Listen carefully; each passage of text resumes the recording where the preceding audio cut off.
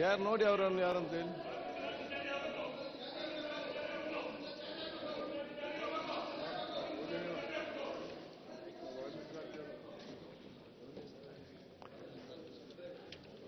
ಈ ಯೋಜನೆಯನ್ನು ಪೂರ್ಣಗೊಳಿಸಲು ಕ್ರಮ ವಹಿಸುತ್ತಿದೆ. ತರೀಕೆರೆ ಏತ ನೀರಾವರಿ ಯೋಜನೆಯಡಿ 89 ಕೆರೆಗಳನ್ನು ತುಂಬಿಸುವ ಮೂಲಕ 49,790 ಎಕರೆ ಸೂಕ್ಷ್ಮ ನೀರಾವರಿ ಸಾಮರ್ಥ್ಯ ಕಲ್ಪಿಸಲಾಗಿದೆ.